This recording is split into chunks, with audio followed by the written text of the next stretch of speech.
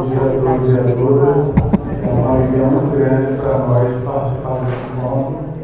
E uma delícia, Cris, estar nessa sala aqui com esses dois conversando assim amorosamente. Este microfone é seu, esse é meu. Muito bom. Eu espero ter ficado efetivamente com o microfone dos espíritos ainda mais atrasados que estão aprendendo com esses dois. Queridos, querido e querida, muito obrigado por esses momentos conosco. Manuel Flamengo de Miranda, através de Valdo Franco, em 2012, trouxe a nós um livro, uma obra belíssima, chamada Mediunidade, Desafios e Bênçãos, que está em minhas mãos, e nos mostra que a mediunidade vem como um mensageiro sublime, com uma forma muito importante para toda a humanidade. Não vem à toa, assim Kardec nos diz, que a mediunidade é para todos, de todos, cada um a seu grau, e que todos devemos aprender com a mediunidade. Com tudo isso que a gente aprendeu aqui durante esses dias, nós tivemos algumas perguntas que selecionamos e vamos começar perguntando a Flávia Santos. Flávia, algumas perguntas nós fizemos uma junção, tá? Então eu vou fazer as perguntas dessa forma. Essa vai ser uma só. Flávio falou sobre suicídio e mediunidade.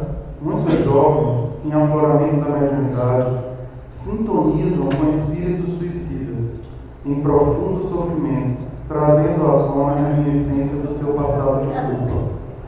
Qual a melhor ferramenta para jovens e seus pais para fortalecer-se e vencer este momento do afloramento da mediunidade? Eu creio que a melhor ferramenta seja o esclarecimento.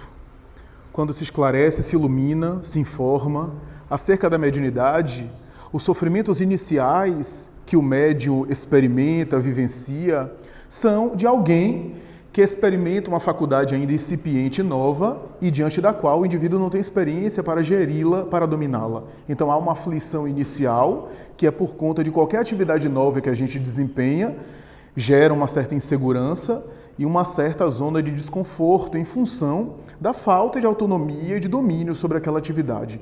A falta de esclarecimento e de informação sobre a mediunidade também gera algumas aflições, porque o médium às vezes é objeto de situações embaraçosas, armadilhas, né? Situações em que espíritos fascinadores. Da mesma forma que a população humana tem gente que engana, tem gente que não é compromissada com a verdade, tem gente que manipula as pessoas, que causa intriga, os espíritos são, como diz Kardec, as almas dos homens que viveram na Terra. Ao desencarnarem, continuam com o temperamento, com a mesma psicologia, digamos assim. E interfere. O jovem ainda sem experiência, sem know-how, naturalmente que não tendo o conhecimento da doutrina espírita e acerca da mediunidade, fica mais difícil. Porque já existe, como foi comentado aqui, já existe algum nível de aflição própria do desabrochamento da mediunidade, né, que são aqueles sintomas iniciais, aquele mal-estar, especialmente no que diz respeito à média geral, porque na média geral somos espíritos em evolução, portanto, os médiuns, digamos assim, santificados, aqueles médiuns portadores do médium-nato, como está lá em O Livro dos Médiuns, né, termo que Joana d'Arc dá a Allan Kardec, médium-nato significa o apostolado da mediunidade, o missionário da mediunidade. São tão poucos esses médiuns que dá para contar nos dedos e ainda sobra dedo. São Francisco de Assis, Teresa de Ávila e alguns poucos outros. A maioria são médiuns que experimentam aquelas aflições iniciais. A melhor forma é esclarecer. No caso do jovem, como ele não tem recursos ainda de uma total experiência, o melhor é ele aprofundar, mergulhar no conhecimento espírita. Se ele puder ter um grupo de pessoas mais experientes que o apoiem, melhor ainda. Por essa razão é que os grupos espíritas costumam formar grupos mediúnicos nos quais os novos são agregados e agrupados em grupos já estabelecidos. para que aquelas pessoas que estão iniciando possam aprender com pessoas já experientes em grupos. Isso, claro, não é um dogma, não precisa ser geral, mas é muito comum as casas espíritas fazerem isso. Na Mansão do Caminho, por exemplo, se faz muito isso. A pessoa está começando a prática mediúnica, se coloca num grupo já estabelecido, já organizado, do que, por exemplo, um coletivo de jovens que está começando todo mundo junto. O que não significa que não possa ser feito, pode também ser feito. Mas ideal seria que ele tenha pessoas que confiem, que apoiem, mas, sobretudo, esclarecê-lo a respeito da mediunidade, porque do ponto de vista, aí vou tirar a mediunidade agora, do ponto de vista psíquico, ele tem já, do ponto de vista psíquico, algumas vulnerabilidades por conta de estar em formação. Eu tenho um irmão, por exemplo, que é também da área de psicologia, ela trabalha com jovens em conflito com a lei, né? No passado eram jovens infratores e assim por diante. E é interessante que ela estava comentando comigo como os crimes hediondos, aqueles crimes, às vezes, estapafúrdios, né? De degolar, de pendurar o corpo. É muito comum, ela diz, que é feito por jovens. Por quê? Porque ainda não está totalmente formado, não constituiu família ainda. Esse senso sociomoral, né, até por conta da formação, ainda não está totalmente estruturado, né? Então você vê alguns crimes bárbaros cometidos por jovens nesse sentido. Então, da mesma forma que há essa constituição psíquica sendo estruturada do ponto de vista humano, do ponto de vista mediúnico também. O que não significa que o jovem, quando estuda, quando tem a maturidade, quando esteja compromissado com a sua reforma íntima, como Solange colocou aqui, não possa trabalhar mediúnica, porque também há um preconceito. Kardec utilizou de meninas de 12, 14 e 15 anos. Meninas médiuns da sua época, eram adolescentes, né? E eram essas meninas que receberam a codificação, né, que receberam os conteúdos do Livro dos Espíritos. As senhoritas Baudin, a senhorita Jafé, Hermance de Faux e outros, né, que trouxeram aí à lume o conteúdo espírita. A respeito do suicídio, esse é um problema muito grave, que no caso do jovem que esteja com a ideação suicida, o ideal é esclarecê-lo. Do ponto de vista espírita, esclarecer as consequências do suicídio, não ter pudor em falar das consequências, não como uma forma de punição ou de promessa em tom apocalíptico, mas falar das consequências, porque dá-lhe responsabilidade a respeito do suicídio. E, é claro, no caso de ideação suicida, já é sugestivo para tratamento, para apoio, para comunicar à família, porque a gente atende, às vezes, o indivíduo na casa que está pensando em suicídio. Se a gente tem algum contato com a família, a gente não está morando com ele, não está o tempo todo com ele. É necessário que a família saiba, que se comunique. Os profissionais de saúde, a depender da situação, quebram o sigilo para comunicar. Imaginemos, por exemplo, alguém que a gente conhece, que está frequentando a casa e de repente desaparece, tem ideação suicida, ideal que a gente comunique, que a gente encaminhe, né? E os espíritos perturbadores e suicidas podem, de fato, produzir ideação suicida nesse jovem ainda se estruturando, sobretudo quando ele tenha algum tipo de tendência que causa ressonância nele, a ponto de ele se conectar com aquele tipo de indução. Então, se torna aí muito delicado e é necessário, portanto, ter esse fortalecimento em relação ao jovem, né? Esclarecê-lo para que ele rompa com essa conexão. Ontem à noite, após o seminário, limpei o meu quintal.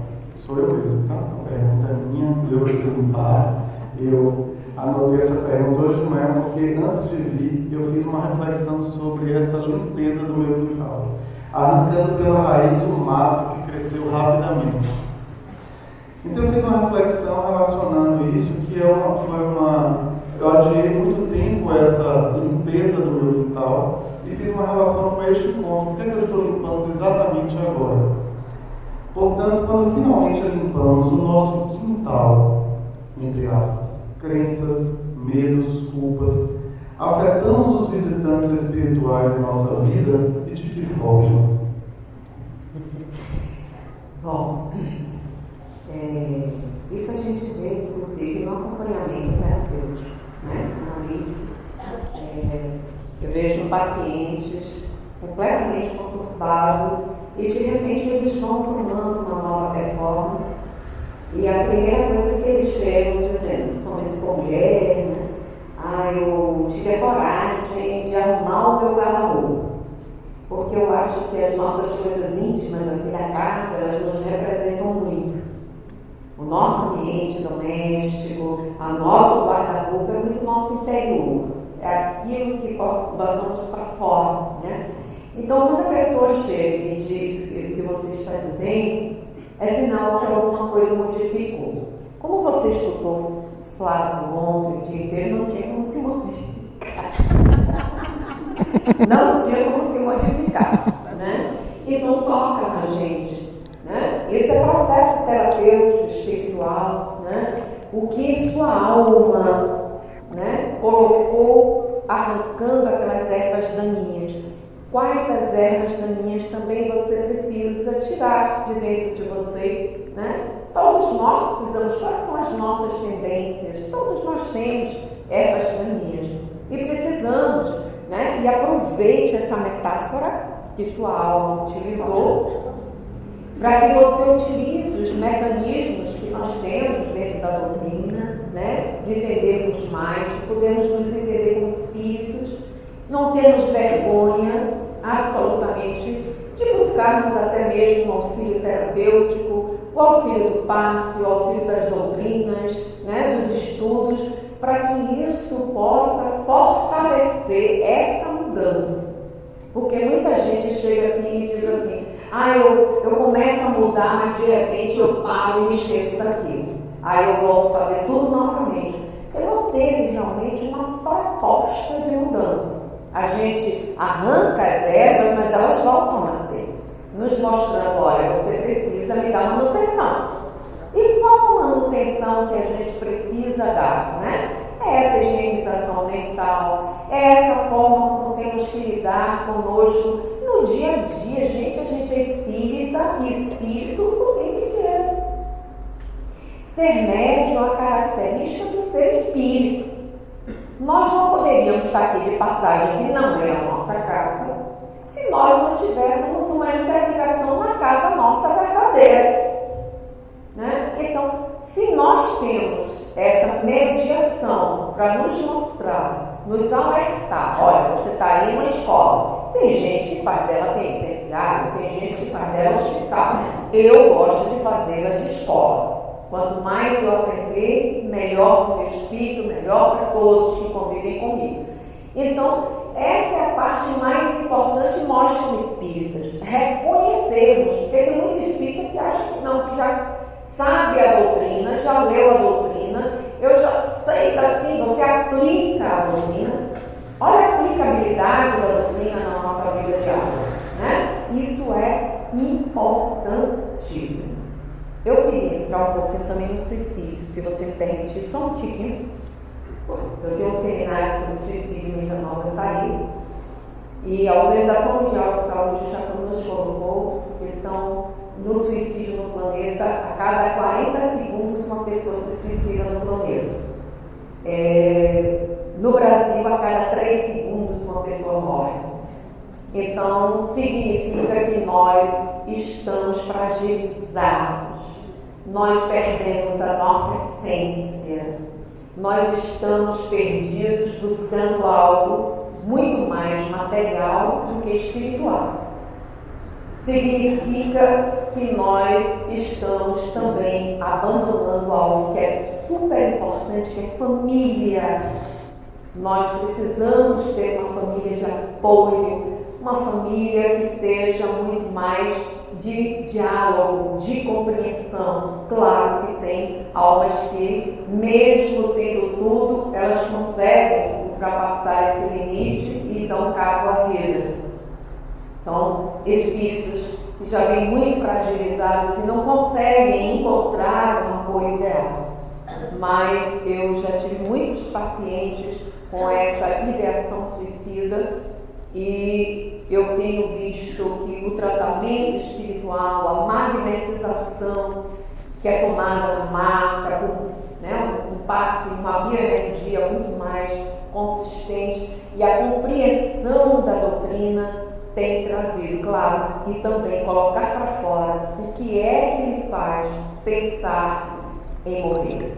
Essa é uma parte importantíssima, que às vezes foge do atendimento até fraterno da casa, né? Foge de como compreendermos isso. Eu sempre digo que hoje nós estamos tendo uma era muito psicológica, né? À toa que no movimento espírita as pessoas estão estudando muito psicologia, até outros ramos da terapia. Isso é importantíssimo para que a gente tenha um embasamento até no tratamento, né? E a gente não achar que também tudo somente é espírito. Claro que os espíritos se aproveitam das nossas emoções para nos induzir o pior, mas não significa que não tenhamos esse conteúdo.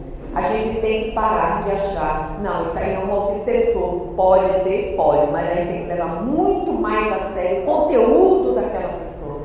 Se você não tem condições de como abraçar aquilo, tem que encaminhar a psiquiatra, tem que encaminhar a um tratamento psicológico, espiritual, né? A parte da água fluidificada diária, né? Colocar o paciente a ter exercícios diferentes, de rotinas diferentes, músicas clássicas dentro de casa, a família. Tem certos mitos que dizem assim, ela fala, mas não faz. Faz sim, isso é mito. A pessoa vai fazer sempre, não, tratando bem tratado, isso não retorna se a pessoa estiver segura, se a pessoa estiver realmente colocada, né, no patamar melhor. Então, isso é importante que a gente entenda que, além da nossa doutrina, também precisamos buscar essa parte material para nos sustentar, que é a psiquiatria, que é a parte terapêutica e a família ser abraçada para que a gente possa ajudá-lo melhor. Muito obrigado. Sobre esse tema, André Ribeiro tem um excelente livro, né? Viver é a melhor opção, que aborda pesquisas, resultados e, inclusive, um capítulo voltado para a visão espírita. Flávio, uma pesquisa uma vez falou a respeito da síndrome do pânico relacionada à sensação de despersonificação do processo mediúnico. É possível distinguir em que aspectos o que é gerado pelo processo mediúnico e o que é da mente do paciente? Quais os critérios a serem utilizados para diferenciar sintomas de ordem psíquica de manifestação mediúnica? Embora eu não conheça especificamente essa menção, essa investigação, o transtorno do pânico, ou síndrome do pânico, a depender da nomenclatura dos autores, e que já havia sido descrito anteriormente, com nomenclaturas anteriores, né, na época freudiana da psicanálise, neurose de ansiedade e algumas outras nomenclaturas que foi colocado, síndrome do coração irritável, síndrome de Da Costa e assim por diante. Trata-se de um conjunto de sintomas que precisam ser considerados e encarados como uma demanda psicoemocional que precisa de intervenção, que é bastante desconfortável para quem vivencia. É difícil para o paciente de pânico, se tiver alguém que seja portador do transtorno do pânico, sabe do que eu estou falando, é difícil para o paciente de pânico explicar o que é que ele passa, o que é que ele sente, né? Existe uma série de teorias, né? Existem explicações aqui do ponto de vista biológico, neurobiológico, existem explicações no sentido aqui psicoemocional, social, psicanalítico, interpretações as mais variadas. A verdade é que o transtorno do pânico ainda é um desafio, não é um consenso no sentido de uma única alternativa de tratamento, né? E como todo transtorno psíquico, né, a gente é sempre imprevisível a evolução do quadro, embora a gente saiba que a combinação de terapia e, em alguns casos, da intervenção farmacológica, especialmente no início do tratamento, é muito eficaz ou tende a ter uma resposta melhor.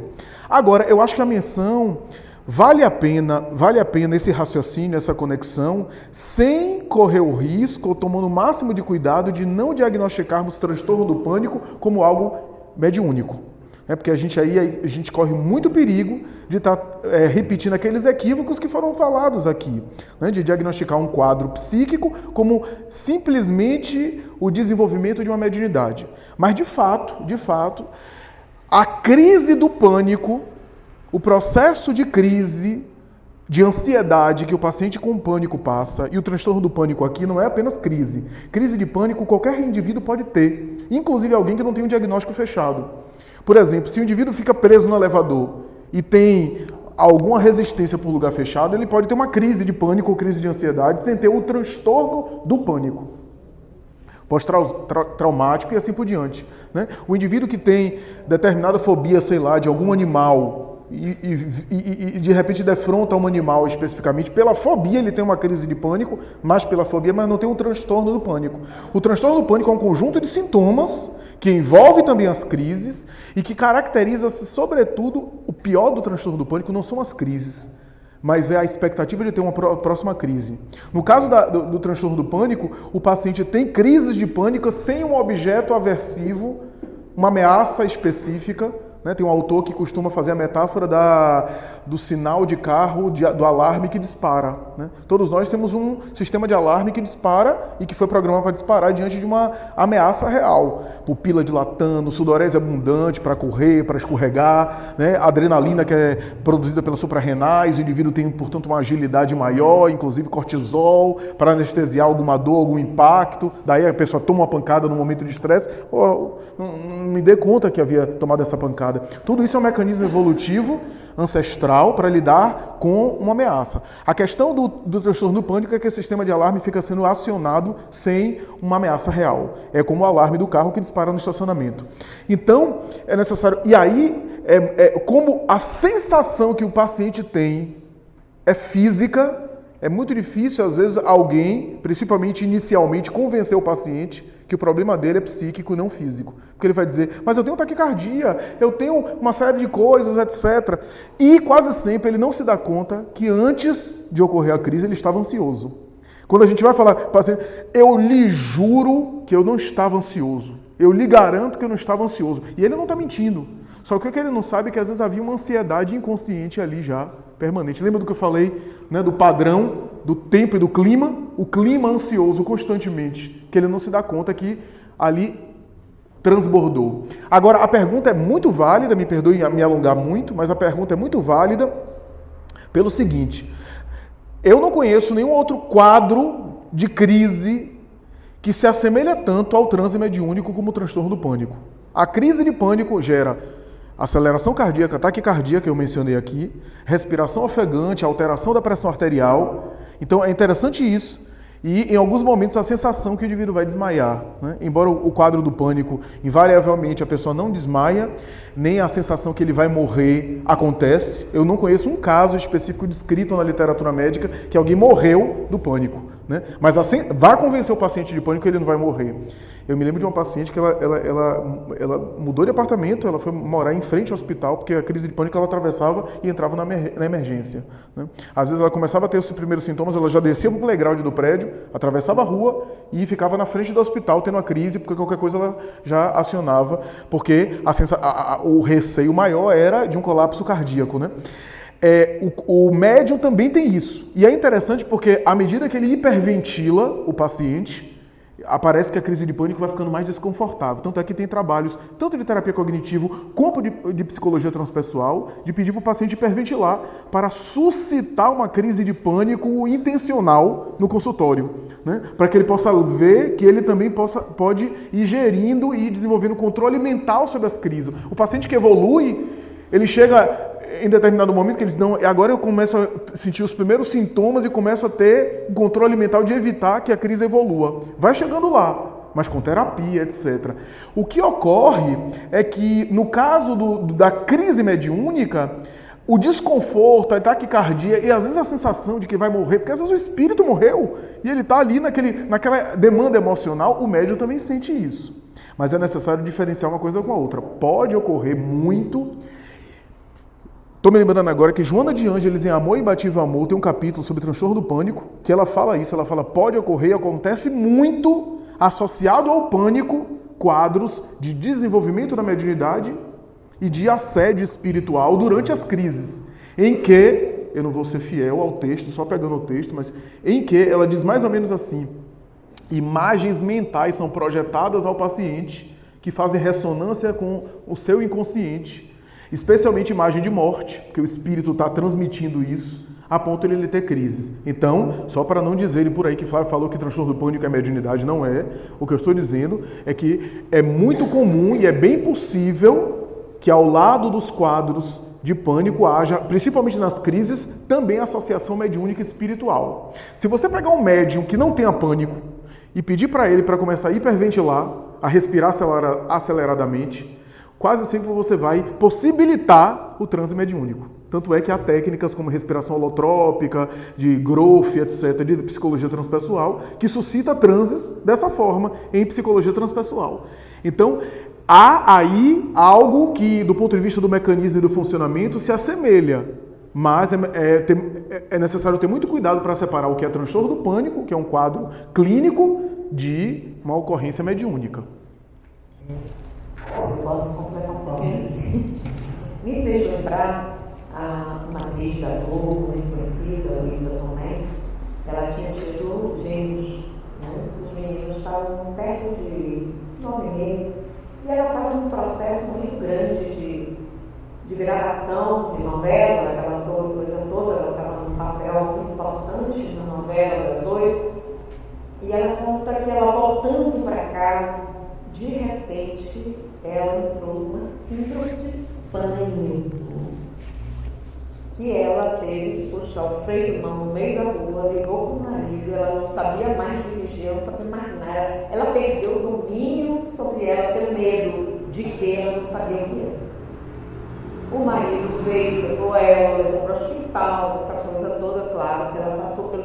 Eu sei dessa história toda porque ela estava naquela época sofá de Hebe, né? Sentada no sofá da Hebe. Então ela contou esse passo todo e ela disse que ela precisou de medicação, ela não queria ver os bebês, ela não queria ver marido, ela se trancava também no quarto, porque é uma conjunção, né? A síndrome já se diz, né? Conjunto de sintomas que passa. Ela teve depressão, ela teve angústia, ela teve ansiedade, ela teve tudo. E ela disse para ele, mas o meu psiquiatra veio que somente as medicações e somente a terapia não estavam me dando tanto sustento. Ele me disse, olha, você tem que buscar espiritualidade. E aí ela buscou a Federação Espírita do Estado de São Paulo. E ela disse abertamente na TV, né? E ela disse, aí eu conjuguei. Aí foi quando eu comecei a me dar conta, né, do ser que eu era, o que eu precisava mudar, até mesmo como de filosofia de vida, de tudo. E ela começou a modificar um monte de coisas nela, foi um processo doloridíssimo, para que eu pudesse sair desse pânico. Mas ela ainda diz assim, eu considerei como se fosse um freio de mão que a vida me deu naquele momento, no meio da rua, na Paulista, e eu não conseguia chegar em casa. Então, isso, cada caso é um caso, né? Muito. Agora, o que o movimento espírita, a casa espírita não pode fazer é dar diagnóstico, é não tirar medicação, é não achar que tudo é obsessão. A gente sabe que essas doenças podem também ser influenciadas assim. Quando eu coordenava a desobsessão lá no André Luiz,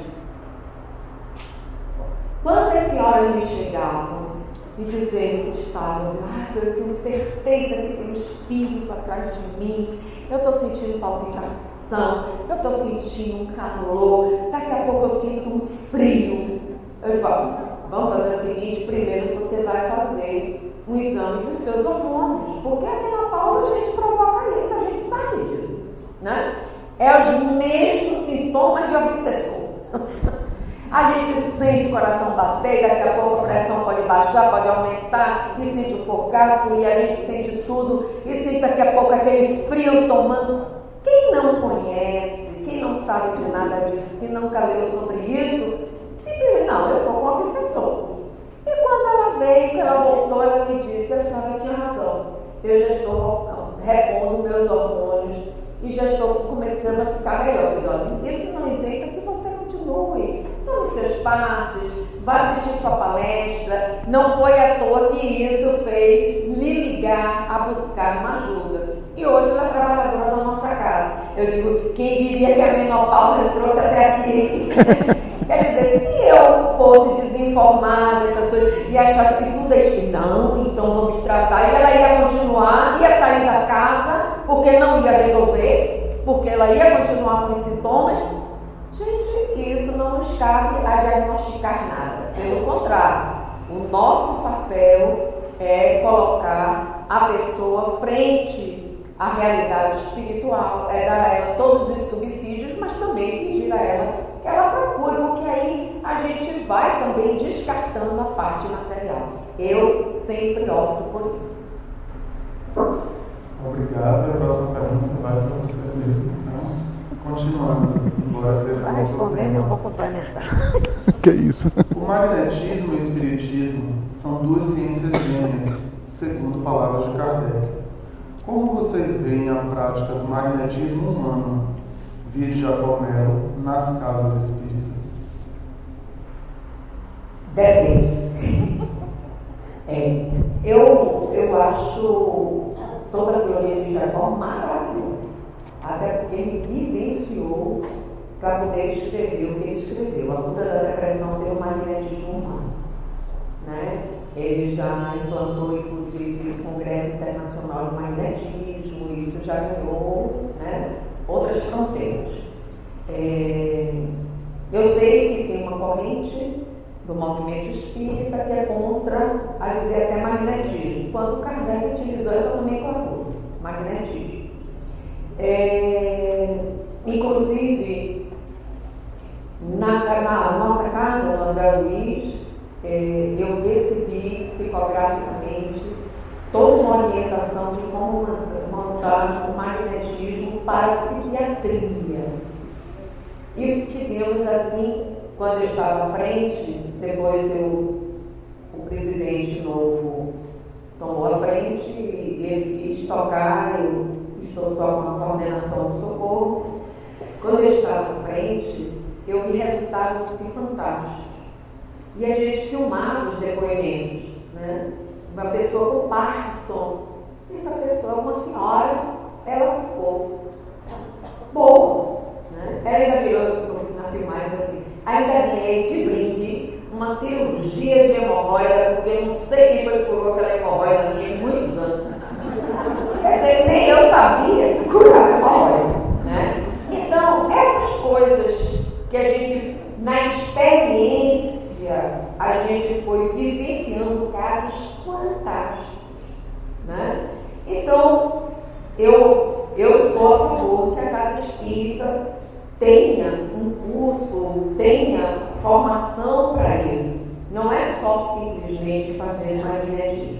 Eu utilizo muito como um dos tripés do tratamento de depressão, não só com o médico, não só a parte terapêutica, mas essa parte de magnetização. E eu indico muito lá o Centro Espírita que Iracema Gessler toca, que é o Centro Fraterno Luz e Caridade no Iguri, onde toda quarta-feira eles estão ali trabalhando, e eu vejo a diferença que é um paciente que ele chega sem brilho, com olhar opaco, e de repente ele começa a ter um brilho porque foi da energia que tomou, e de repente o médico vai diminuindo, até porque a diminuição da medicação vai depender do estado emocional, vibracional desse paciente. E o paciente, eu percebo quando ele é resistente, ele não quer ir, eu respeito, é uma opção dele, né? E a diferença que é ele, até na terapia, para render, para poder ele se estabelecer melhor. Então, eu tenho tido resultados assim surpreendentes com o magnetismo, né? E quando o Jacó escreve sobre a cura da depressão pelo magnetismo humano, ele passou por uma depressão, que ele disse assim, eu fui fazer uma palestra, e a palestra era sobre depressão. E eu nunca soube o que era depressão. Então, eu fui falar sobre depressão, mas não sabia o que era depressão. E ele caiu em depressão. Esses espíritos me colocaram para eu ficar depressivo para poder perceber o quanto eu precisava trabalhar nesse campo. Então, o que é que acontecia? Quando ele estava deitado, foi uma depressão de cama mesmo, né? Grave, gravíssima. E aí, foi que ele percebeu quantos trabalhadores da casa dele, do Leão, né? Pessoas assim, que ele amava muito, uma pessoas assim que ele tinha uma confiança imensa, porque ele, o passista, se ele tinha, inclusive, o trabalho dele com o livro Passe, depois o manual do passista, isso tudo. Então, pessoas que sempre estudaram, que quando aplicavam o passe nele, ele melhorava. Então, ele disse: a técnica do passe para as pessoas com depressão, com pânico, não são apropriadas, porque você coloca, tem que ter um dispersivo bastante, né? Mas isso são técnicas. Então, no magnetismo, a gente, a parte da colocação, né? Quando a gente vai dar a concentração da energia, já é no final. Você leva quase 10 a 15 minutos com dispersão. Então, a gente faz todo. E no magnetismo de lá no André Luiz, doutor Inácio Ferreira, ele veio e nos ensinou um passe que ele gostaria que fosse com programa piloto, seria do André Luiz, para que pudesse isso depois ser levado, mas nunca tivemos autorização para passar adiante, que nós apelidamos de passe arrastão. E depois de toda uma aplicação, de todo um dispersivo, né, mas quase uns 10 a 15 minutos, fazendo a dispersão, rodando os médios, 4 médios, a gente faz a parte do arrastão, que é colocar no bulbo e vai descer na coluna. Ele pediu que só fosse a mulher. Só uma passista mulher poderia fazer essa aplicação. Você pede licença ao paciente, diz que vai tocá-lo e arrasta e tira, arrasta e tira. Olha, é uma reação tão maravilhosa que o paciente sente. Os resultados que nós tivemos são fantásticos, né? E depois tem a aplicação geral, que é uma leve aplicação de energia. Então, cada caso é um caso. Pessoas que eu sei, no movimento espírita, tem muitas pessoas que são contra esse tipo de trabalho, mas nós não nos incomodamos e vamos à frente. E tem sido resultados fabulosos, como tem de diversos centros, inclusive de Carlos lá em Lauro de Freitas, né? Coiraci Magésima, no Imbuí. E a gente já tem os encontros, né, dentro da Federação Espírita do Estado da Bahia, o encontro dos magnetizadores do Estado da Bahia, que eles também apresentam seus trabalhos também no Congresso Nacional e Internacional. Então, a gente não tem contrafatos básicos, né? Ou quando os argumentos têm os fatos. Então, a gente tem tudo isso que a gente tem que comprovar que tem uma ação maravilhosa. O resto é preconceito. Até que ponto a educação influencia no despertar da mediunidade, formação da personalidade e consequentes sofrimentos que o humano passa? Já que o sofrimento psíquico pode ser por questões da mediunidade, onde a educação participa desse processo de evitar os transtornos psíquicos? Uma outra complementar: o que dizer do médium que sente sensação de latir como cachorro e acaba cedendo? Ele é louco ou está fingindo espírito?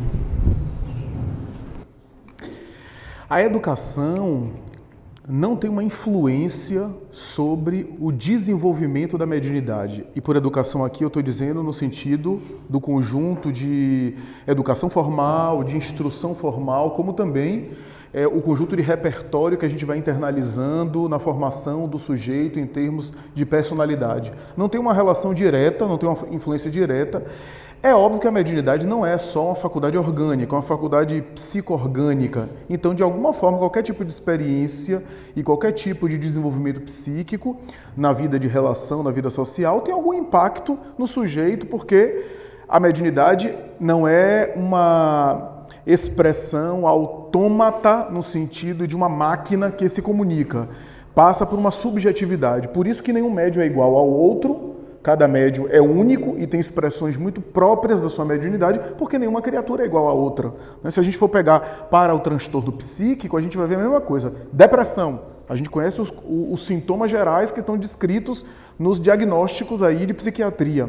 Esses sintomas estão presentes nos pacientes com depressão, mas as tintas se expressam de uma forma muito particular em cada depressão. Em cada paciente deprimido, a sua depressão apresenta-se com configurações e com predominâncias muito singulares. Então isso que é interessante, né? Tem algo geral, coletivo, que inclusive define ou diagnostica, mas que tem características que são muito particulares e que são próprias, singulares, né? Do ponto de vista da mediunidade, é a mesma coisa. A mediunidade, é claro que está o tempo todo sofrendo influência da subjetividade do indivíduo, do seu estado de ânimo, do seu estado de humor, a depender da sua condição psíquica, a sua mediunidade é afetada, mas não é, por exemplo, o que eu quero dizer é que não é, por exemplo, determinado tipo de educação que vai me fazer médium. Como se fosse um curso que eu vou entrar para um curso e eu saio com um diploma de médium e esse diploma vai me fazer um médium de incorporação quando eu não sou. Como está lá no livro dos médiuns, a mediunidade não guarda relação com o moral no sentido do fenômeno, porque está radicada no organismo. Né? A Solange comentou aqui sobre a glândula pineal, por exemplo, que é uma estrutura, portanto, que possibilita o transe profundo, o transe ostensivo. Portanto, o médium ostensivo, ele reencarna com a estrutura neurológica, com a expressão orgânica ou neurobiológica para a viabilização do transe. A faculdade da alma, como todas as faculdades são da alma, mas se expressa através de células compatíveis com aquele fenômeno. Então há pessoas que podem fazer os mais variados tipos de exercícios, e tem os mais variados tipos de exercício e de técnica, se ele não tiver a disposição orgânica para determinado tipo de transe, não necessariamente ele vai desabrochar uma mediunidade ostensiva.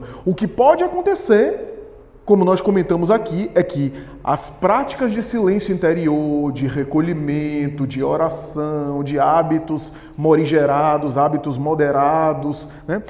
Algumas escolas do Espiritismo não aborda esse tipo de prática, mas algumas escolas defendem o jejum e algumas práticas de abstinência para favorecer o transe, e parece que a experiência demonstra isso.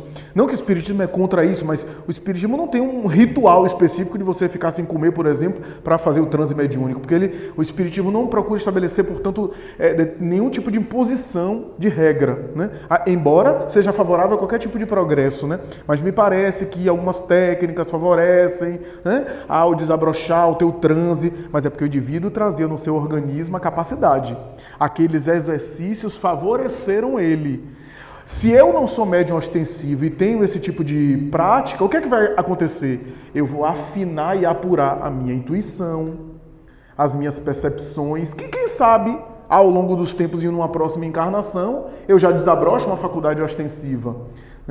Então, esse é um tema muito delicado, porque a gente não sabe se o indivíduo tem uma predisposição, uma estrutura. O ideal é aguardar naturalmente que a mediunidade venha, que desabroche, para aí educar. O educar da mediunidade, esse sim é o canalizar suas forças para aprimorá-la, para sutilizá-la e assim por diante, quando aparece. Na obra Paulo Estevão, há um dado muito interessante, que é Paulo começa a desabrochar fenômenos em determinado momento. E, a princípio, ele não parecia ter nenhum tipo de sensibilidade a esse respeito. A pergunta que alguns estudiosos de Paulo Estevão fazem é o seguinte: ele tinha uma estrutura orgânica para o desabrochamento, e ao longo do seu apostolado, a sua vida espiritual, aquilo foi desabrochando, porque alguns desabrocham em idade mais avançada. Embora Paulo não fosse idoso para os nossos padrões, para a época já tinha idade avançada, né? Depois dos 30, para a época já era idade avançada. Mas a gente tem Emanuel Swedenborg, por exemplo, que desabrochou para a normalidade com mais de 60 anos. Mas isso são fenômenos raros, porque como está no organismo, quase sempre inicia ou na infância ou no início da puberdade. No entanto, a pergunta é, ou ele tinha uma predisposição que com as práticas espirituais desabrochou de maneira mais nítida, ou ele não tinha uma mediunidade ostensiva e ele conseguiu otimizar ao máximo a sua capacidade de intuição, de clarividência, né, de palavra de sabedoria, como ele costumava dizer, e alguns fenômenos raros de curas e de fenômenos mais ostensivos que ele operou por conta da elevação espiritual, como acontecia com Eurípides Barçanufo e outras personalidades assim. Mas a educação tem um papel fundamental, aí sim, a educação tem um papel fundamental na condução equilibrada do médium. Porque o exercício da mediunidade é também o exercício de aprimoramento do médium. Quanto mais o médium é equilibrado, quanto mais o médium estuda, Kardec vai dizer isso, que, por exemplo, os espíritos utilizam o material cerebral do médium. Por material cerebral, e Hermínio de Miranda, em Diversidade dos Carismas, faz uma reflexão sobre isso, o material cerebral aí é o conteúdo que você tem de cultura, de intelecto, aquilo que é seu patrimônio. Quanto mais estudo você tenha, melhor você oferece aos espíritos meios que ele possa se comunicar. É a mesma coisa. Pega uma pessoa que não consegue articular uma palavra com outra e dê um recado para ela passar. Ela vai fazer a maior confusão com o recado que você vai dar. O médium é alguém que transmite um recado. Quanto mais ele se aprimora, melhor ele é na mão dos espíritos. Então, se ele se aprimora culturalmente, intelectualmente, se ele estuda e se ele se aprimora moralmente, ele está comprometido com o seu desenvolvimento moral, ele é um médium, mas compatível na mão dos espíritos. Esse é o papel da educação, que envolve educação doméstica, formação familiar e assim por diante. Agora, a pergunta não acaba assim, a pergunta conclui dizendo a respeito dos transtornos psíquicos. Aí não há dúvida, como nós falamos aqui, na outra parte, que a educação é fundamental e exerce um papel preponderante na saúde mental dos sujeitos. Portanto, uma cultura familiar desorganizada, né? uma formação familiar aversiva, agressiva, né? Uma convivência nefasta, é claro que é mais propícia a transtornos de ansiedade, a estados de alerta, né? O síndrome do pânico, por exemplo, que foi falado aqui, né? Estado de alerta, porque o paciente com pânico, o que ele mais sofre é a próxima crise. A angústia que ele fica de ter a próxima crise. É o medo de ter medo. Isso que é o complicado. E por isso que o paciente às vezes começa com pânico e acaba deprimindo. Que aí já é outro quadro clínico, né? Então, tudo isso é óbvio que o ambiente que ele tenha, o estilo de vida que ele tenha, se ele tem um estilo de vida estressado, um estilo de vida mais harmônico, que tudo isso faz parte da educação, que é a educação sendo um conjunto de hábitos. Isso acaba, de alguma forma, contribuindo ou não para o binônimo aí, saúde e doença, né, saúde mental e doença mental, né, transtorno psíquico. A educação tem um papel preponderante, portanto, a educação e saúde caminham juntos nesse sentido aqui, mais profundo do psiquismo humano, né? Só para ilustrar, né, que é bom, eu tenho uma paciente que a mãe levou, ela fez 12 anos agora, então ela chegou aos 11, e a mãe do interior, espírita, a mãe comanda, a mãe da mãe da avó da menina comanda o centro espírita do interior, e me mandaram essa menina. E o histórico dessa menina é que ela tem uma mediunidade assim, afloradíssima, né? E eu conversando com a menina, ela diz assim, uma das coisas que é mais difícil para mim, com a minha idade, é eu saber lidar com essa situação dos espíritos. Porque o pai é alcoólatra e ela vê os espíritos que acompanham o pai. Esse aqui eu vou pro shopping com meu pai e eu tô vendo aquele espírito do lado pedindo para ele tomar cerveja e ficar dando língua para mim, ficar fazendo gestos obscenos para mim. Então, eu disse para a mãe, olha, você precisa colocar ela aqui em Salvador numa evangelização infantil, né? Ela precisa começar a estudar a doutrina também. E ela está começando a estudar, ela está começando a entender. E quando chegou, tem pouco tempo, que a mãe queria que ela fizesse balé e ela não queria balé, ela queria funcional. Eu quero funcional. E a mãe impôs a ela fazer balé. E ela simplesmente saiu do emocional dela normal, se trancou no quarto, pegou uma tesoura, eu me lembrei de você ontem, disse quando o jovem se mutila, né? E cortou um pedaço, né? Cortou um pedaço e se arranhou. E a mãe me ligou apavorada. Eu disse, não precisa ficar apavorada, eu vou conversar com ela. É tão engraçado as reações da adolescente, né? Mal ela sentou, ela pegou a almofadinha e botou em cima do braço. Aí eu não sabia que a mãe já tinha me contado. E ela botou em cima do braço dela. Eu falei, como foi a semana? Não, foi tudo ótimo, tá tudo morrendo de culpa pelo aquilo que fez. Né? E eu disse, e o que é que está acontecendo com você? Você está tanto nessa almofada aí, tampando o quê? Aí ela tomou um susto, ficou assim me olhando. Aí ela disse, eu tenho que lhe contar, né? Bom, se você quiser, né? Eu acho que terapia é essas coisas, né? Eu existo na sua vida para a gente conversar sobre a sua vida. E aí ela me mostrou. Porque eu não gostaria que isso tivesse acontecido. Foi um momento de raiva. Então, a gente sabe que uma menina dessa, ela tem um emocional muito mais aflorado quando está com raiva, quando está com angústia, quando está sem os seus desejos atendidos. Claro, e ela tem que disciplinar isso. Ela vai estar muito mais voltada a reações que talvez ela depois se culpe. Não que a gente tenha que culpar aos espíritos, mas a própria sensibilidade dela. É aí que entra a educação. Eu acho que eu disse à mãe, olha, não adianta você brigar, tá brigando o tempo inteiro com uma mocinha. Ela acabou de ter a menarca dela agora com São João, né? A primeira menstruação dela. Então, eu disse agora é hora de diálogo. Então, a educação, eu acho que é primordial também, porque a gente leva para a sala mediúnica, né?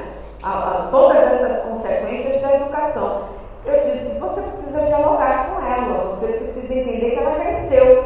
Porque a gente que é mãe, às vezes esquece que filho já cresceu, né?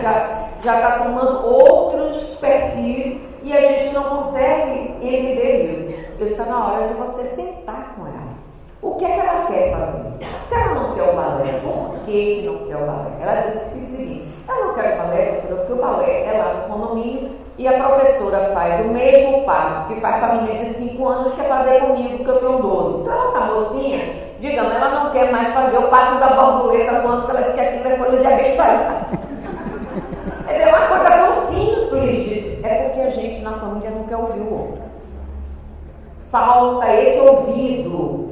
Pai e mãe quer mandar, quer controlar o que eu pago, né? Eu pago sua educação, eu pago sua terapia, eu pago suas coisas. Então, eu sou o provedor, eu tenho que mandar em você. Só que a gente tem que entender que filho também é um ser que tem seus gostos, que tem suas aptidões, que tem também suas vontades.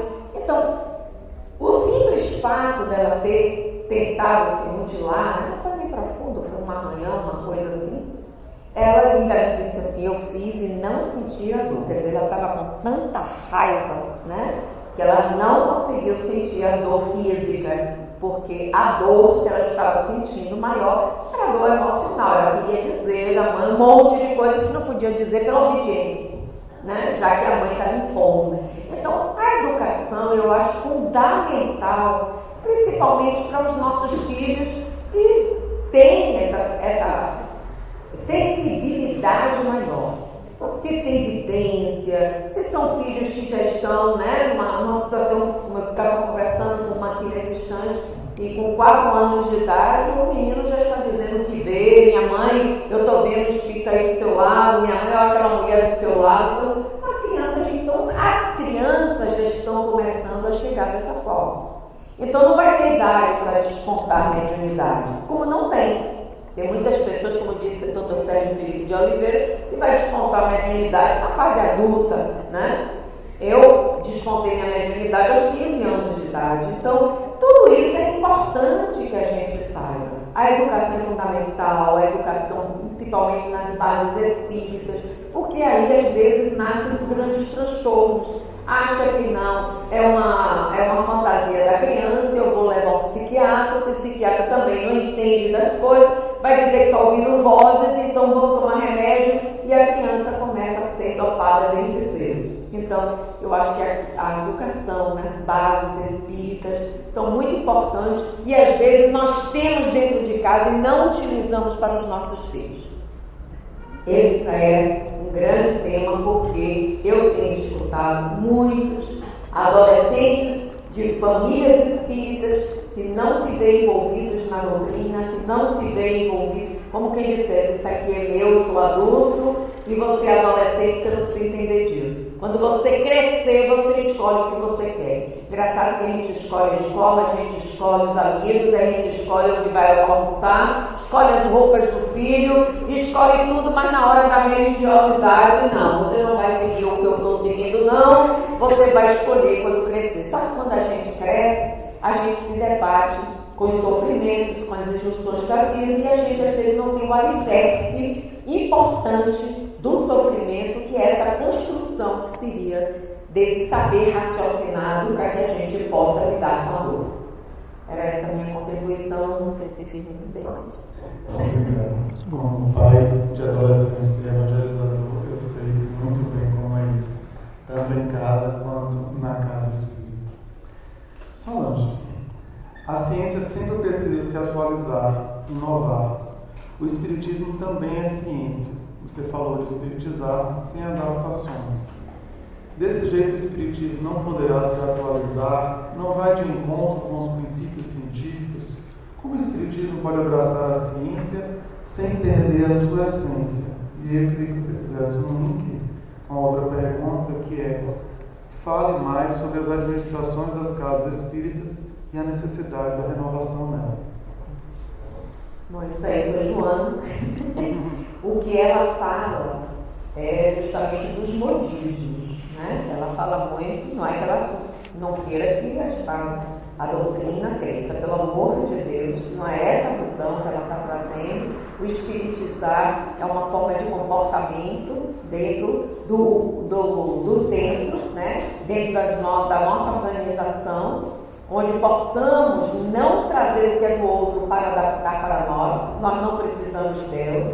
E a doutrina espírita é progressista, ela prega a evolução, e jamais Joana vai querer algo que seja estagnado, até porque Kardec não estagnou. Ele disse que no dia que a doutrina espírita não acompanhasse a ciência, que a gente ficasse com a ciência, né? Então ele teve essa visão imensa, né? Então a gente não pode pensar que o discurso de espiritizar, quando ela fala, é da metodologia, né? A gente não precisa aplicar o método do outro. E eu fiz aqui até uma alusão da alfazema, dos estalos, dessas coisas todas. Você espiritizar, mas agregando mais, fazendo melhor, mas sem precisar de adaptações dos outros. Mas ela jamais vai pedir qualquer estudo, qualquer libertação que venha a ser pelo progresso, pela ciência, pela investigação. Uma coisa que ela fala o seguinte também. Eu estava com o lançamento com o Divaldo desse livro, e ele falava assim: digamos, tem casas espíritas que montam a cromoterapia. A cromoterapia é uma profissão. É sério? E se é profissão, a doutrina espírita está dando de graça. Então ele acha que isso não deve ser feito, porque nós estamos inferindo num conselho holístico de terapias holísticas que favorece aquele profissional a ser remunerado por aquilo. Como ele é contra consultórios psicológicos dentro da casa espírita, que fere o conselho de psicologia. Uma coisa é você fazer o atendimento fraterno, outra coisa é você ser psicólogo daquela pessoa e atender ela semanalmente, gratuitamente, e isso fere ao conselho, inclusive federal e internacional, que diz que de graça nós não podemos fazer, que mesmo que seja uma remuneração que seja inferior até mesmo às nossas consultas, mas que de graça nós não podemos fazer, porque isso fere. Porque, primeiro, o paciente não dá valor, né? Não tem admissão do que são esses estudos psicológicos, não tem nada, e ele vai continuar com a terapia, porque ele vai valorizar o horário, ele vai tudo que ele está pagando. E nós temos essa visão, né, muito materialista do serviço que tem que ser pago. Então, Joana, o que quer é colocar algo que seja uma arrumação de casa, porque dentro da doutrina espírita é a doutrina espírita, né? Digamos, eu dou aula sobre Freud, né? Os terapeutas transpessoais. Eu sei que Aí, às vezes vem uma pergunta, né? Doutora, me diga uma coisa, um paciente que não queira fazer TVP, que ele não acredite em reencarnação, como é que a gente faz? Não faz. Se eu tenho uma resistência, né, a acreditar de algo, não faço. Mas eu não falo na reencarnação. Eu não falo nas nomenclaturas que cercam a doutrina espírita. Está aqui. Dentro da minha aula freudiana é Freud. A gente não pode misturar as coisas. Então, o que Joana quer, com todo o critério ético-moral e espiritual, que ela tem uma visão muito maior do que a nossa, é que a gente possa fazer da casa espírita. Que a gente possa auxiliar. Você pode auxiliar alguém com um atendimento fraterno muito mais psicológico, conversando, abordando certas coisas, orientando? Não. Mas você não pode fazer daqui um consultório psicológico onde aquela pessoa vai levar 1 ano, 2 se tratando. Foge. Se ela quiser ser acompanhada, se você é psicólogo, psicanalista, terapeuta, seja o que for, ela quer ser acompanhada por você, porque você é espírita, porque você tem outra bagagem, outra abordagem, não é nada demais. Você vai para o seu consultório, você pode, lá eu sou profissional. É diferente. Então, quando Joana mostra essa organização, né, que é uma reforma de dentro da casa espírita, é algo que ela vem colocar para nós que somos terapeutas também, né? Ela Divaldo modelou muito, que tinha casas, ele disse assim, eu cheguei numa casa espírita no Rio e disseram assim, olha, enquanto a presidente não chega, o senhor pode vir aqui nessa sala e o senhor vai tomar uma cromoterapia. Depois levou ele, não, agora o senhor vai tomar um reiki. Gente, reiki é uma profissão de terapia holística. A terapia holística consiste em reiki, em cromoterapia, né? Em outras práticas, acupuntura. Mas tem pessoas que pegam todas essas práticas e botam dentro da casa espírita. E é isso que ela está separando.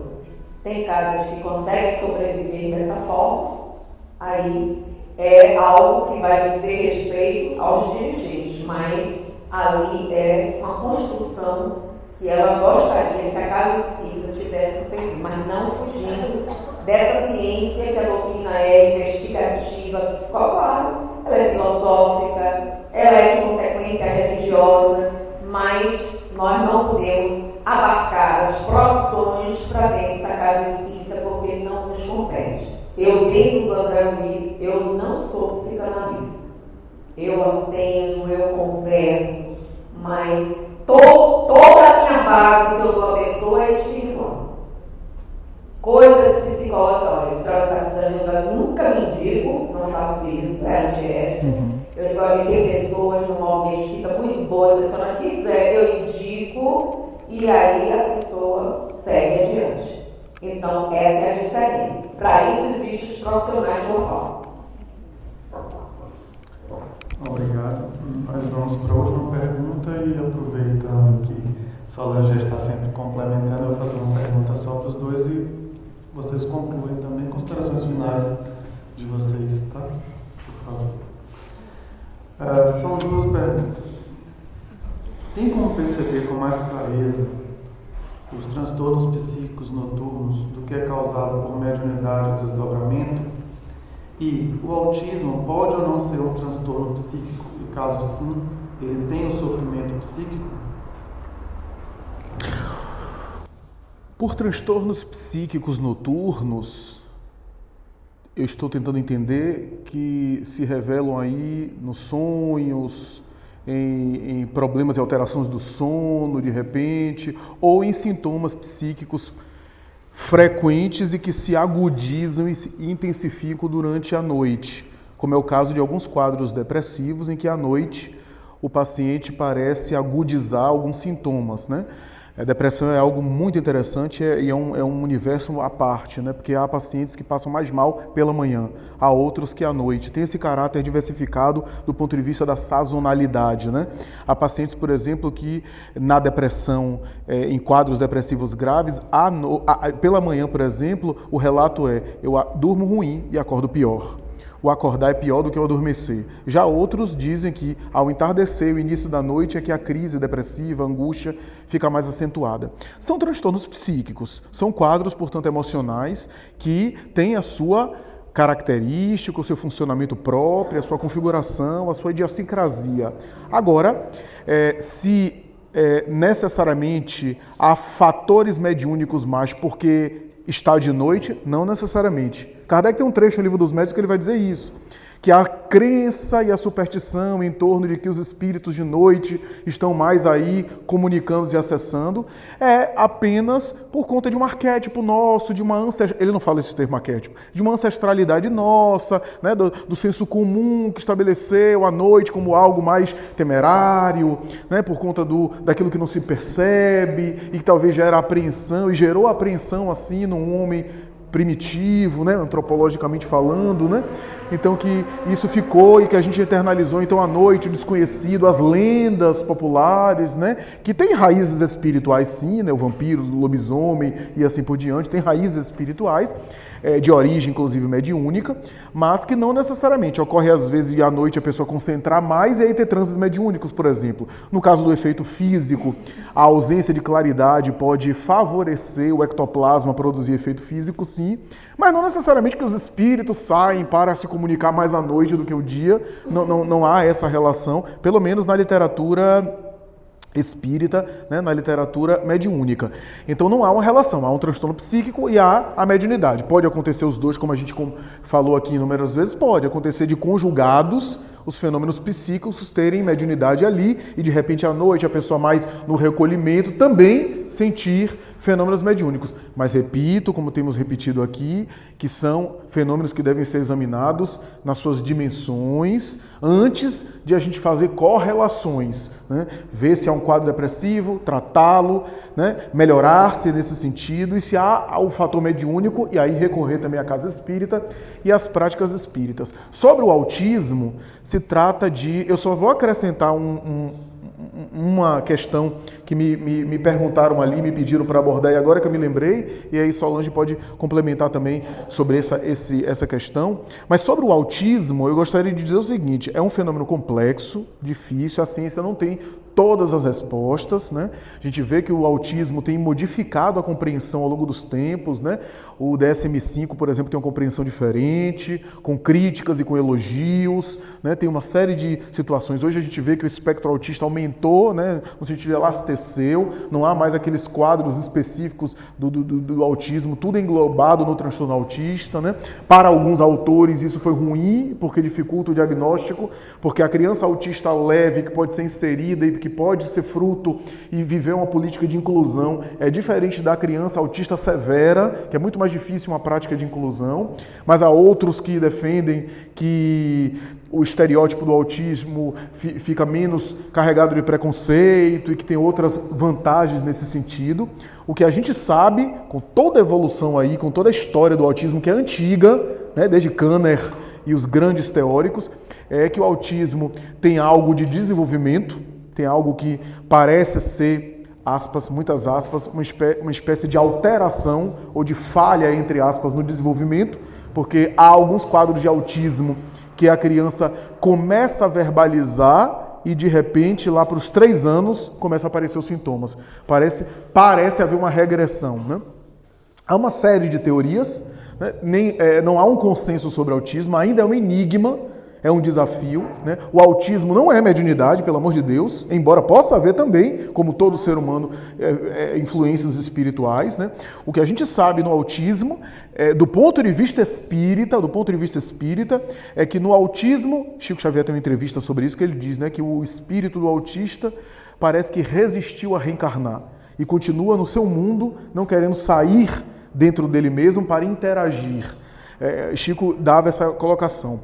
Joana de Ângeles e outros autores falam de uma consciência de culpa que deixa o indivíduo enclausurado. A culpa é tão forte, como em outros fenômenos emocionais, mas no caso do autismo é tão forte que ele prefere ficar no seu mundo. Há um caso clássico de autismo na obra Loucura e Obsessão de Filomena de Miranda, o caso de Aderson, deve ser um pseudônimo, de alguém que realmente com muita culpa reencarna mais tarde, desenvolve o autismo e fica no seu mundo interior, porque graças ao receio de interagir e ter que lidar com os conteúdos do passado. Essa mais ou menos é a ideia da explicação. Há uma obra clássica de Hermínio de Miranda, Autismo, uma leitura espiritual, que embora foi elaborada já há alguns anos, permanece como uma referência, e eu recomendo, porque ele faz uma revisão de bibliografia, de literatura, e depois aborda uma hipótese muito sofisticada a respeito do autismo do ponto de vista espiritual, uma hipótese bastante interessante, que até hoje eu não vi refutação e que vale a pena examinar.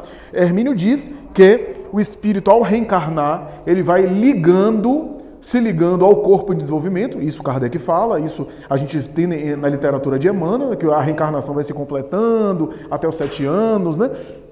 E que ele vai se apropriando da matéria em desenvolvimento, mas Hermínio vai dizer o seguinte, que há uma hipótese que ele levanta, que o espírito vai se apropriando, a princípio, do hemisfério direito cerebral. O hemisfério direito do cérebro está associado mais a funções interiores, né, de subjetividade, de abstração, de pensamento. E aí, quando há a migração do espírito para conectar com os inputs cerebrais do hemisfério esquerdo, que é o hemisfério associado à linguagem, à fala, à sociabilidade, há um comprometimento ali e a conexão não se torna plena. Daí um bloqueio. Daí há no autismo essa questão, porque o autista às vezes é muito inteligente, na maioria das vezes muito capaz, mas há uma problemática aí na comunicação, né?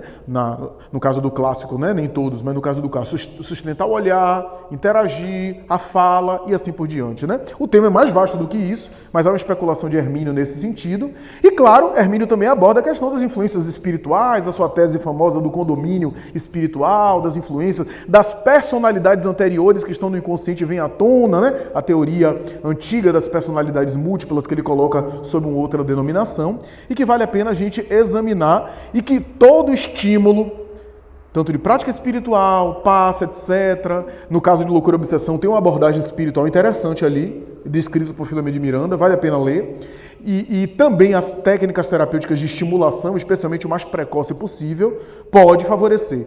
Há alguns estudos na ciência especulando, mas não é conclusivo, de que parece haver uma relação, há uma pesquisadora, inclusive de Salvador, famosa assim, defendendo essa tese, mas ainda não é uma coisa consensual nem concluída, de que pode haver uma relação entre testosterona e autismo, daí um número maior de meninos autistas do que meninas, né? Há também alguma outra especulação, porque praticamente com um número muito reduzido não há crianças, por exemplo, de epiderme negra autista, mas também há muita especulação sobre isso. Mas essa tese da testosterona eu acho interessante a esse respeito, associando aí talvez a presença de testosterona e a questão do comprometimento da fala. Mas nada disso é conclusivo ainda, né? E por fim, abordar o seguinte, me perguntaram, eu queria até também ouvir da Solange, a questão de abordar crianças, já que ele está falando de crianças, não apenas autistas, mas criança de TDAH, com déficit de atenção, e como aborda a criança e como a família lida com essa demanda em casa. É necessário entender, não apenas esses quadros, mas em todos os quadros humanos, que cada caso é um caso. A gente tem que primeiro analisar o nível de hiperatividade, o nível de déficit de atenção, né? A família tem que conhecer, nós precisamos conhecer para saber os limites da criança, o grau de comprometimento. Então toda a educação doméstica e o direcionamento vai ser naquele equilíbrio, né, de direcionar a criança, de possibilitar aí educá-la para os limites que o enquadre doméstico possibilita, mas ao mesmo tempo compreender também que é uma criança que apresenta a sua demanda, a sua singularidade. Não dá para exigir uma disciplina militar para uma criança que apresenta já uma ansiedade, uma aceleração. Fazer os tratamentos, né? Se for o caso da farmacologia, muito bem, se não for os tratamentos psicoterapêuticos, para ir direcionando a psicoeducação. E também, é claro, ir nessa balança. Até que ponto eu dou limite, até que ponto eu dou freio, até que ponto eu enquadro, até que ponto eu libero, né? Até que ponto eu sou flexível, entendendo também o funcionamento. Vai depender também do exame da criança. A gente não pode ter uma única exigência para todas as crianças, porque as crianças são diferentes, mesmo aquelas portadoras de TDAH. Então, essa abordagem eu acho que é interessante a gente ter. E claro, em qualquer situação, seja aquela que pode responder a um limite mais rígido ou aquele um limite mais flexível, em qualquer situação, tudo isso com amor. Porque quando a gente faz com amor, a gente está dando o nosso máximo. Toda vez que a gente ama, a gente está dando o nosso máximo, em qualquer atividade, em qualquer tarefa. Então o amor, como disse Armando aqui na música, o amor cura, o amor é solução, né? No sentido de que o amor é muito mais sofisticado do que apenas ter afeto. O amor vai além, né? Porque o amor é investimento afetivo. Solange estava falando do dinheiro, os teóricos da psicanálise falam de uma maneira bastante brilhante sobre isso, né? O símbolo do dinheiro é o símbolo da libido na psicanálise, ou seja, do investimento afetivo que eu coloco nas coisas, né? Então, a despeito das coisas simbólicas e até do valor simbólico, como diz um lacaniano, né? Não tem um tempo lógico, tem também o valor lógico, né? E que a gente pode estabelecer, mas é necessário que o indivíduo invista, né? Amor é investimento em qualquer nível de evolução, em qualquer nível de consciência. Só para passar para a Solange, já que são minhas considerações finais, eu gostaria... Já são 12h35, né, doutor? Eu gostaria de agradecer para me encerrar minha participação, dizer que é uma honra, uma grande satisfação estar aqui. Esse momento final foi muito prazeroso, muito leve, dividir com ela essa maravilha aqui desse momento, né? Dizer que parabéns a todos vocês pelo evento, pela oportunidade, pela qualidade, né? E faço votos que isso se repita, miúde e que eu possa também ser contemplado, quem sabe, né? Muito obrigado mesmo. Eu vou entrar pelos pais autistas, né? Porque o autismo em si é tudo isso que você falou, não temos muitas respostas e eu nunca recebi nenhum autista para trabalhar. Apesar de, como neuropsicopedagoga, a gente passa por todo o estudo do autismo e tudo, mas tudo isso assim sem resposta. A neurociência ainda não tem uma resposta precisa para o autismo. Mas os pais de autistas, né, que às vezes dificultam essa relação, porque quando nós vamos ter filhos, nós temos um imaginário, e esse imaginário a gente quer o melhor, o perfeito, né? A gente já imagina aquele filho no colo, quando é que a gente vai comer, que eu vou ensinar, que eu vou dar o meu melhor para ele, que ele vai ser a minha representação amanhã na sociedade, que ele vai me dar meus méritos. A gente tem toda essa configuração desse imaginário. Aí o filho nasce e é autista. Então a primeira coisa que acontece com os pais é que eles ficam enlutados. Por que eu? Né? E quando tem um sentido religioso, pergunta-me, por que Deus fez isso comigo? Por que escolheu a mim para eu ter um filho autista ou para ser um pai de um filho autista? Né? Então, essa parte do luto precisa ser trabalhada com os pais, até para que ele volte a enxergar o filho, que vai precisar muito dele, né? A parte da aceitação é outro processo na terapia, e às vezes é longo, porque ele não quer, às vezes quer terceirizar, quer sempre se enganar, rotulando em outras coisas. Não, mas de repente é só um problema na fala. Mas de repente, não, mas pode ser. Então, e as pessoas não aceitam. Então, esse problema da aceitação é necessário. Vocês podem receber aqui pais de filhos autistas para querer perguntar por que o filho dele e ele dessa forma, né? Nós não temos resposta. O que temos resposta é como o Flavinho falou. É o amor que vai mover esses pais. Tem que ter muito amor para que possa ser essa representação para ele. Porque ele é um espírito, e a maioria são inteligentíssimos, né? Então, não podemos rotular o autismo, que todos, como ele disse, que todos são iguais, não. Mas os pais se acham exclusos da sociedade, não querem levar seus filhos autistas para o meio social, não quer levar um parquinho, não quer levar onde tem as pessoas, não quer socializar a criança. Gente, é uma criança como outra qualquer. Teve lá no Sheila, a semana passada, uma especialista em autismo. Deu maior aula na escola de pais sobre o autismo. Disse, gente, o autista precisa ser educado como qualquer outra criança. Isso aqui é não. Se ela está se tornando violenta, pegar os bracinhos dela, olhar no olhar dela, a gente tem que entender que é espírito. É não, é feio, não pode. Está ouvindo? Isso é feio. Não. Porque senão a criança passa a achar que é normal e ela vai começar a ser agressiva. Então ela estava dizendo que na maioria dos casos de autismo, que às vezes chega com agressividade, não teve a devida educação normal do limite, como o Flávio colocou aí, do limite.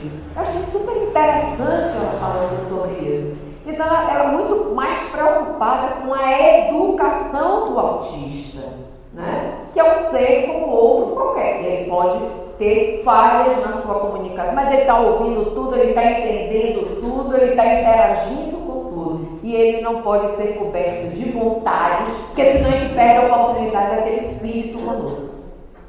Eu achei fantástico isso dela. Então, nós espíritas que temos essa consciência espiritual, podemos, né, começar a ler mais sobre isso, para quando alguém chegar no nosso centro a respeito do autismo, a gente poder fazer uma abordagem, né, de uma configuração também neurocientífica, que ele não tem respostas para isso, muito menos os espíritos também, eles não avançam além da ciência, eles acompanham a ciência. Senão ficaria muito fácil. Eu sei tudo que é autismo e Flavinho também. A gente sai na frente, a gente elabora livros, a gente faz e acontece. E a ciência também pesquisou, o cientista vai dizer tudo mentira e a gente sai como mentirosos, né? Então a gente não pode fazer essas coisas. Então o movimento espírita tem todas as ferramentas para dar o melhor no caso desse, porque existe o luto, existe a não aceitação, até esses pais se debruçarem de volta, mas mesmo assim eles vão ser restritivos com essa criança para que ela não se socialize, que os amigos não saibam, que os parentes não saibam tanto e não querem nem tocar no nome de autismo. Então isso é negação, né? Ele se nega a ser aquele pai. E a criança entende subjetividade, né? No livro do Dr. Michio Kaku, Futuro da Mente, ele diz que as crianças entendem muito mais de subjetividade do que o adulto. O adulto até se perde nessa subjetividade, mas a criança está ligada em tudo. Então, para encerrar, eu vou contar uma história da doutora Piontek, que eu acho fantástica, eu gosto muito dando aula. A doutora Piontek é uma psiquiatra e psicanalista italiana. Eu fazendo especialização para psicologia do FEB na Europa, eu estudei lá e esse texto foi muito interessante, que ela diz assim, ela acompanhava mulheres gestantes e depois ela acompanhava essa criação dessas crianças. Como foi esse período gestacional que ela acompanhou e depois qual o resultado educacional que essas crianças tiveram desde do feto até se tornar com 10 anos. Aí ela pega uma daquelas pupilas dela e ela regride aos 6 meses de idade. 6 meses de idade já nascida, né? Então, ela está ali com 6 meses e ela pergunta, onde você está? Ela disse, eu estou no canto da sala. Você está fazendo o quê? Tem um monte de brinquedinhos. Você está sozinha? Não. Mamãe e papai estão comigo. Aí ela diz assim, e você? E eles estão fazendo o quê? Diz, eles estão brigando. Olha só que a criança está 6 meses. E a gente diz assim, eu brigo na frente da criança, não entende nada, né? Eu sempre digo que dormir na frente de criança, né? Botar a criança para dormir com a gente, fazer sexo na frente da criança, estimular a criança a se erotizar, isso é descabido para a educação. Então, o que ela quis mostrar é que o quanto a criança participa e vivencia do lar. Então, ela pergunta, e eles estão brigando por quê? Diz assim, eles estão brigando porque mamãe gastou muito com cartão de crédito, para variar, né? As mulheres. Então, ela vai querer saber se a criança naquela idade tinha juízo de valor do que estava acontecendo, ela faz uma pergunta.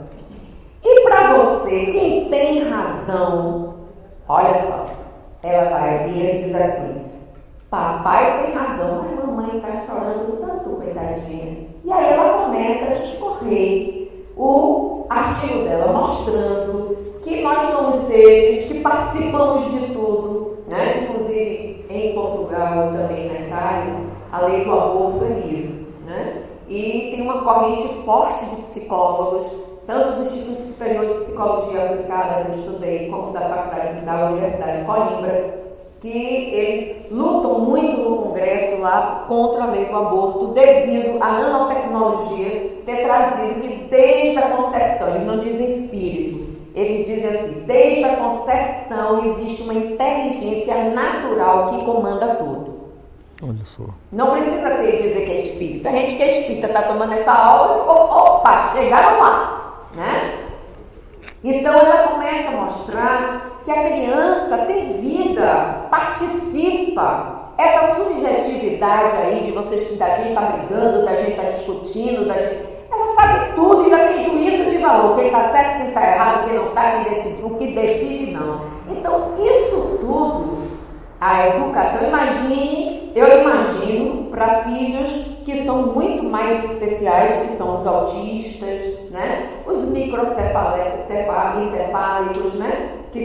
Eu tenho uma mãe que tem um filho com microcefalia e ela foi picada também pela chikungunya e ela me disse, Solange, minha filha, então eu entendo ela, entendo pelo olhar, gente, isso é lindo. Ela é uma menina maravilhosa. Eu lutei, claro, né? Eu sabia que isso estava acontecendo e quando ela nasceu eu fiquei sabendo mais ainda, mas ela inclusive já está na escolinha, eu boto ela na escolinha, eu quero ela inclusa lá, eu quero que ela participe, ela chega cheia de coisinha para arriscar, para fazer, está começando a ter o psicomotor então é tudo isso e muito mais. A gente com os filhos especiais é sinal que Deus confia muito mais nesses pais para mandar esses tipos de filhos do que para outros, né? Eu sempre digo isso. Você já percebeu o quanto você é especial para Deus? Especial é você que pegou um filho desse para criar, que está dando amor, está dando condições dela superar todas as expectativas, né? Ela está ali para superar todas as suas dificuldades e criar novas expectativas. Então, isso é importante. Ela está fazendo um espírito, né? E isso é lindo. Então, quem tem filhos autistas ou com qualquer dificuldade, a dificuldade é sua. Porque pode ter certeza que trazendo com amor, você vence isso e amanhã você não vai se arrepender. Um grande beijo, até a próxima. Vamos comer que o doutor Renato está ali, só vamos lá.